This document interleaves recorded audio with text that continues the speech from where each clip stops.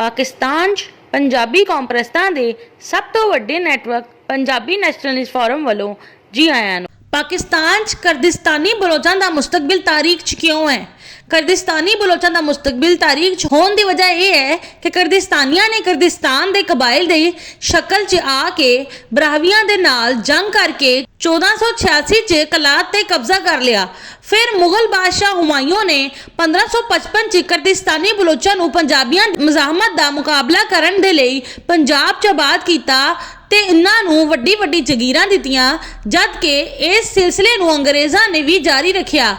इस तरह पंजाब के जनूबी इलाकों च कर्दिस्तानी बलोचां का कब्जा हो गया, जद कि 1783 च अब्बासी खलोड़ा दे नाल जंग करके कर्दिस्तानी बलोचां ने सिंध ते कब्जा कर लिया ते सिंध के इलाके च जागीरा बनाना शुरू कर दिता। पाकिस्तान की सियासत, सहाफत, मिलिट्री ब्यूरोक्रेसी, सिविल ब्यूरोक्रेसी, सनत के शोबे, तजारत के शोबे, हुनरमंदी के शोबे ते पाकिस्तान के वड्डे वड्डे शहरों ते हुण पंजाबियों का कंट्रोल कायम होंदा जा रहा है, जबकि पंजाबियों च कौम परस्ती भी बड़ी तेजी नाल फरोग पा रही है। पंजाबियां, कश्मीरी, हिंदकू, डेरावाली का शुमार पंजाबी कौम च हुंदा है। दे स्मार्ट, ब्राहवी, गिलगिती, बल्तिस्तानी, कोहिस्तानी, चित्राली, सवाती, गुजराती, राजस्थानी कौमां दे नाल खुशगवार समाजी, कारोबारी ते सियासी मरासम ने, लेकिन पंजाबियां दे कर्दिस्तानी बलोचां दे नाल खुशगवार समाजी, कारोबार ते सियासी मरासम नहीं है। बरावी, डेरावाली पंजाबियां, रियासती पंजाबियां, मुल्तानी पंजाबियां ते स्मार्ट दे दिही इलाकियां च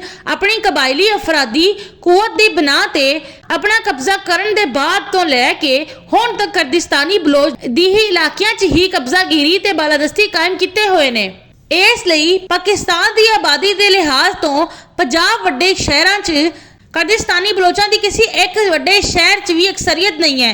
ते ना ही मुआश दे मुस्तकिल ज़रे ज़रात, सनत, तजारत ते हुनरमंदी दे शोबियां च कर्दिस्तानी बलोचां नूं मुहारत हासिल है, जबकि पंजाब च डेरावाली पंजाबियां, रियासती पंजाबियां, मुल्तानी पंजाबियां दी, बलोचिस्तान च बरावियां दी ते सिंध च स्मार्ट दी कर्दिस्तानी बलोचां दे नाल मुहाजराई च इजाफा होना शुरू हो गया है, जिस दी वजह तो हुण कर्दिस्तानी बलोचां दा पंजाब, बलोचिस्तान ते सिंध च सियासी, समाजी ते मुआशी मुस्तकबिल तारीख च ही नजर आंदा है।